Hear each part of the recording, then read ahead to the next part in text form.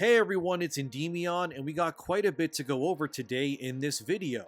From Helldivers dev team panicking as everything goes foobar, Runescape of all games coming into the limelight over pissing off their community, Nexus mods getting brought back into the conversation, and even Dead Rising trying to run damage control over removing what they deemed problematic content. There's a lot to go over, but let's start with Helldivers. In case you've been unaware, Helldivers 2 was the biggest game so far of this year by a long shot. It sold millions, captured the hearts of many, and brought people together to mow down bugs and robots alike. Unfortunately, in the months since, Helldivers' studio Arrowhead has eroded their players' trust to the depths of oblivion with moronic design decisions. Stuff like nerfs aplenty and still allowing their Discord servers to be ran by woke communist freaks to this day. They pretty much should use Helldivers as a cautionary tale in future game development courses as how to not support your game, because if anyone out there does post-launch support like Arrowhead is doing right now, you're going to kill your game before it can even run. The annoying part is that none of this needed to happen, and recently a major order was given to stop the robots from reaching Super Earth. But players were so fed up with Arrowhead, they decided to allow the bots to win, claiming it was their way of letting Arrowhead know that they were done with their mismanagement of the game's systems and future.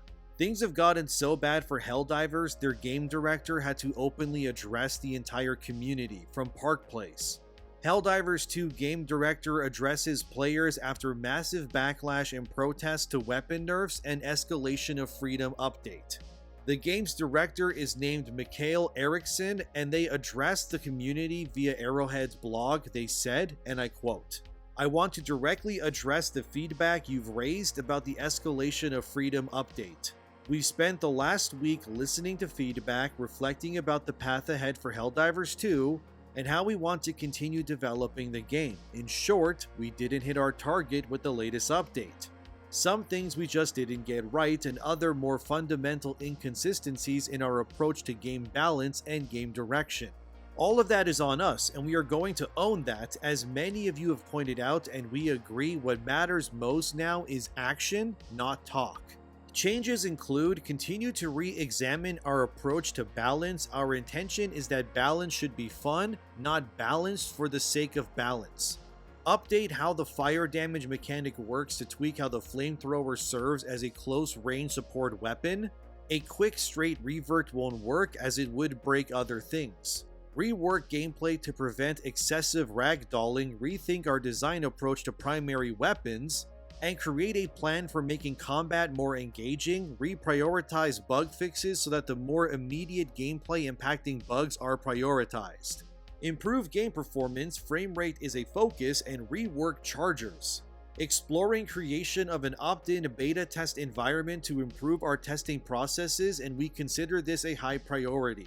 Post regular player surveys to gather more insights and feedback from the community. Improve our process for patch release notes, providing more context and reasoning behind changes, more blog posts and streams where we expand on these topics for those interested.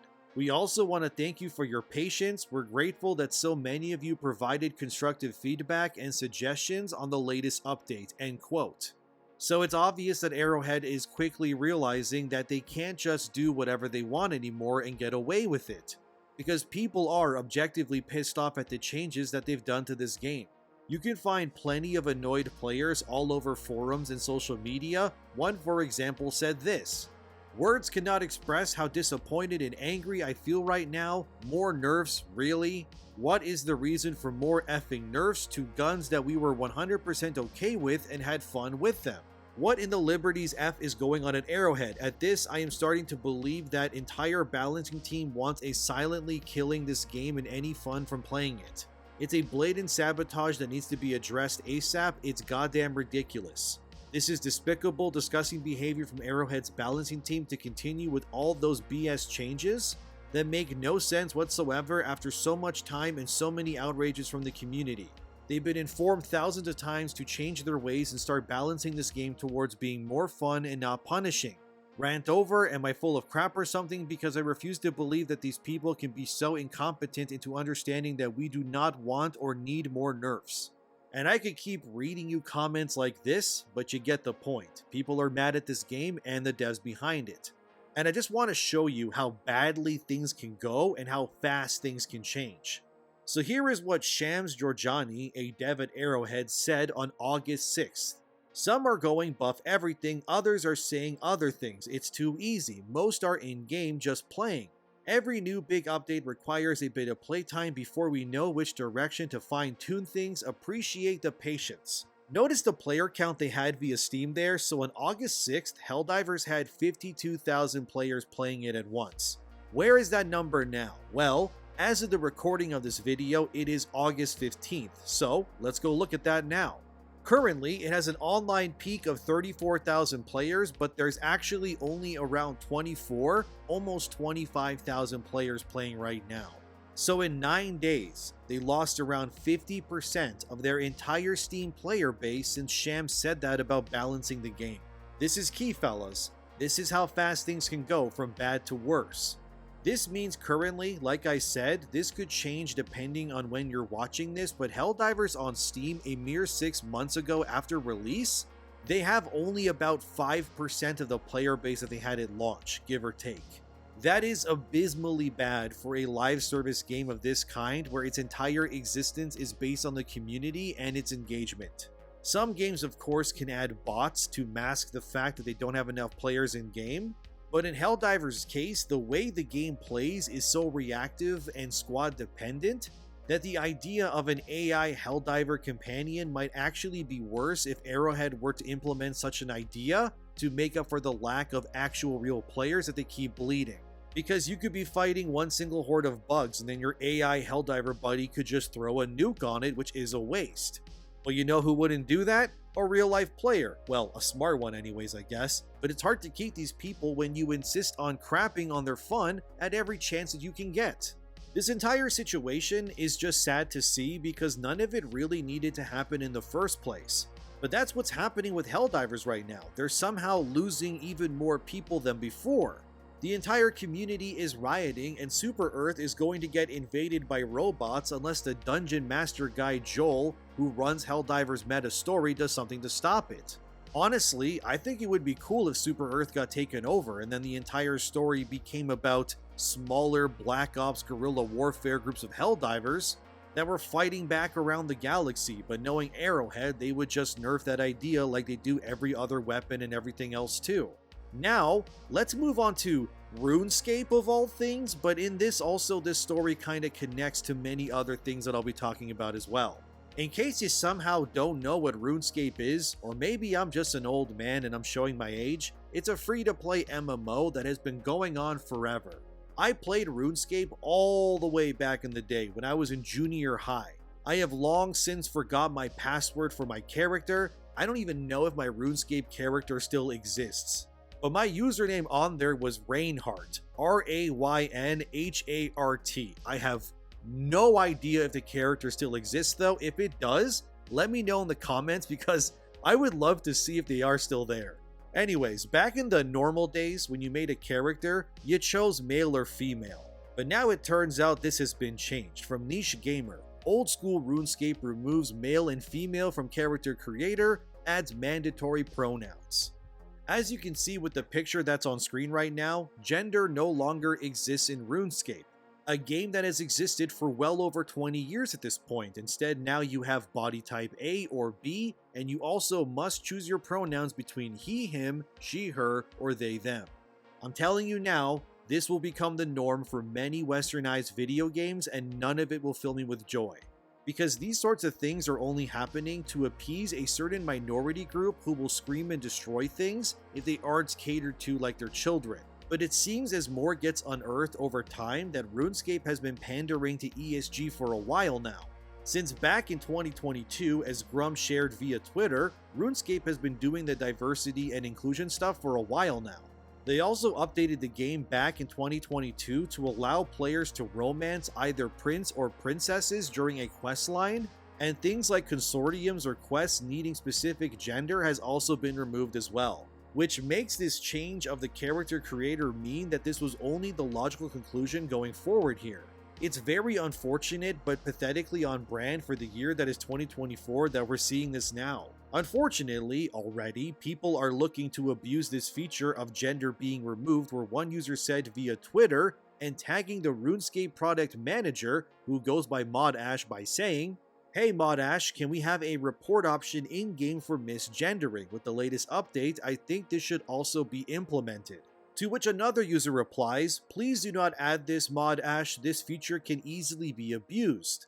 Then the previous user replies back, "Are you against inclusivity?" To which they say, "Not at all, I'm all for inclusivity. I just think that would be very, very terribly abused to get people banned for false reasons." Something about how the news at midnight replied makes me think it's so cult-like. What are you, against inclusivity? Like they're waiting for you to confirm it before they go full demon mode on you or something. The product manager, ModAsh, would reply to this by saying, "Thanks for the suggestion and for sharing your concern about people being treated that way." To which the inclusivity acolyte responds, "Cheers Ash, we could maybe add the pronouns before people's RSNs in the chat." RSN, by the way, stands for real soon now, I think anyways, I could be wrong, whatever, let's keep going. One user thinks the change in body types, genders, and all of that will attract more degenerate-like players to RuneScape, and that will potentially be putting children at risk who do play the game since it is free to play and has no age requirement. They said, "No, this shit has been a problem for a while and you're just shoving your head in the sand and acting like it's not the issue it is. Have fun with all the P-words and degenerates you pander to while all the people who played RuneScape leave to avoid these freaks." To which the product manager of RuneScape would reply, "Okay, thanks for the warning about us potentially having fewer people like you in the community," with a smiley face. So the product manager doesn't argue back about whether this change will bring harm to children, but instead just doubles down on the gender change causing longtime players wanting to leave. That is concerning as hell. You'd think someone whose job it is to promote and protect the product they've paid to work with would want their game to not become a safe haven for degenerates, and the only reason that they would be okay with that is because that's what they want. While I'm not accusing this Ash person of that per se, but their response here is very passive-aggressive, and it completely ignores the actual question at hand. The entire situation surrounding RuneScape, it kinda reminds me of Helldivers when their community managers did very similar things as well.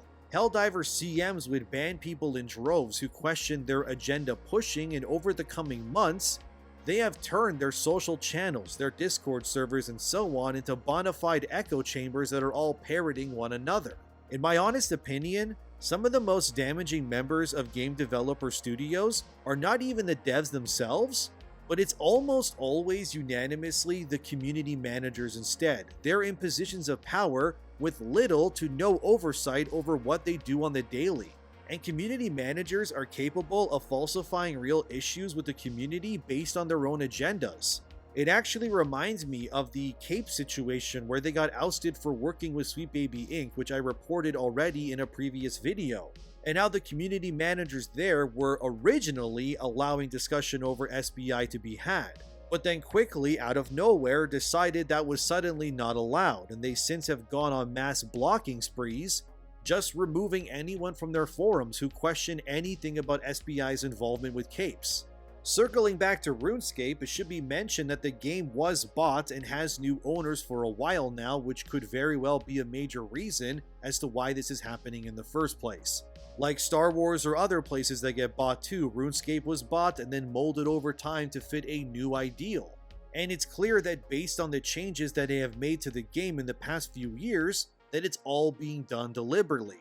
Of course, outside of more indie websites like Niche Gamer, no major publications have written any articles on this story, which makes you then ask yourself, why is that? The answer being is very simple. These journalistic publications are all birds of the same feather. They run the same stories and refuse to objectively look at what's going on and writing about it, because they know if they actually wrote articles based on what fans actually wanted to see, they would be attacked by other websites and journalists being called bigots or worse.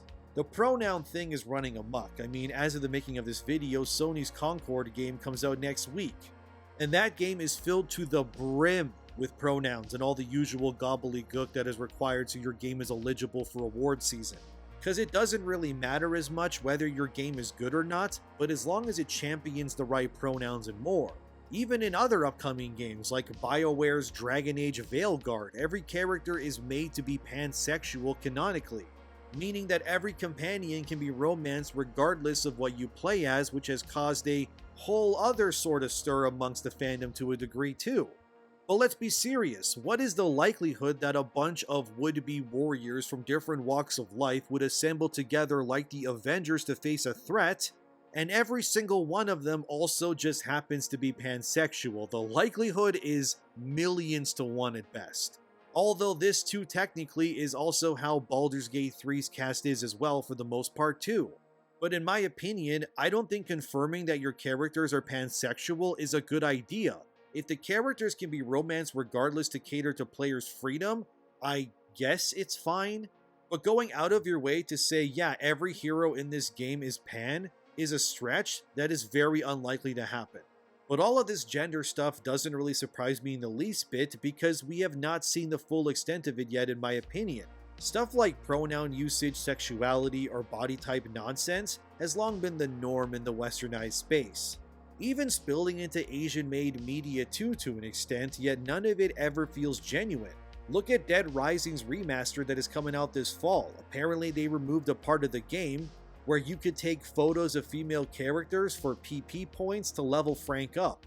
Capcom released a statement about this change via VG247 and said, "When developing Dead Rising Deluxe Remaster, we tried our best to create a game that would please returning core fans and appeal to new players alike.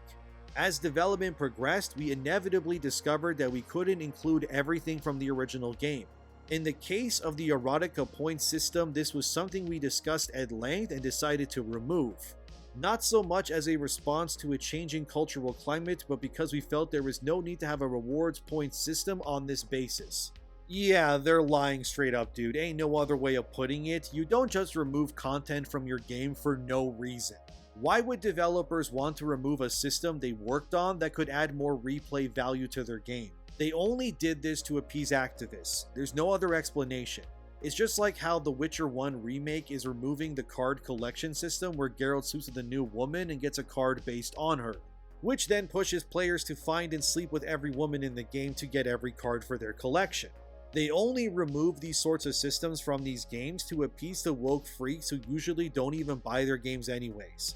They just want these changes to happen so they can use the games changing things to fit their ideals as gotchas when they argue online with people. At this point, half the time I hear remaster, it almost always means something will get removed that was in the original to make sure the game fits modern moronic ideals. And if you're remastering something and removing content, is that really even a remaster anymore? Or is it a version of the game with less content than the original being pushed for more money in the end? I think the more sensible option would be to keep the systems intact as they were, and then just allow players the choice to interact with those systems if they want to or not, or turn it off or on in the menu or something. If you don't want to sleep with every woman in Witcher 1 for cards, you don't have to. If you don't want to take pics of ladies in Dead Rising, cool. You don't have to do that either. But to remove them entirely, it shows a lack of confidence and spine in my opinion. Whatever hype I had for this Dead Rising remaster, it's pretty much gone now. I don't see myself buying this game at all. And if I were Capcom, maybe gutting your games is probably not the best idea considering you're losing tons of money already. From GameWorldObserver.com, we have this article confirming that Capcom's financials have fallen from last year by a staggering amount. As stated here in the highlights, their revenue dropped 32.5% compared to last year, and their net income fell 45%, and now they are removing content and effectively censoring Dead Rising. Will that even lead to many sales, or will players just say adios and then just play the original version instead? I mean, they're not the only ones censoring or changing outfits because of modern audience. Look at stuff like Mortal Kombat. There was a post about it showing how female characters were sexy before, and now you got characters like Cyrax, who is now a black young woman of all things, and everybody is ugly and completely covered up. But that's no surprise. I mean, Mortal Kombat 1 was worked on by Sweet Baby Inc., so with that context in mind, everything I just showed you kind of makes perfect sense. It just seems like collectively across the board that every one of these franchises are being hampered and nerfed to appease activists over actual customers. Helldivers is facing a mass exodus unlike ever before, where they already had another mass exodus with the PS login nonsense. Like, how many more players can walk away before Arrowhead goes oh crap and course corrects? You got 5% of your player base left, guys, 6 months later. What are we doing here? As for the Dead Rising, Runescape, Dragon Age, and more examples, I mean, this stuff is rampant, dude. How can you be reasonably doing these things to your games, knowing full well the disaster that will likely precede it? All that time working on these games, money spent, time, energy, and more, just to make something that gets ignored because you decided to appease people who have no money, no morals, and no plans of buying your products in the first place. I would say things are ass backwards, but I don't think that would be a good enough statement for this. These devs of so many studios, they really think that they can go woke and they won't go broke somehow. Sure, every other studio to varying degrees has gone broke from doing it, but not you, right? You're the company, you're the devs that'll prove that this dying trend of identity politics is going to work this time. How many more need to fail before they realize that it's not worth the damages? If Dragon Age Veilguard fails, it's curtains for BioWare, dude, straight up. They took 10 years to make a new Dragon Age.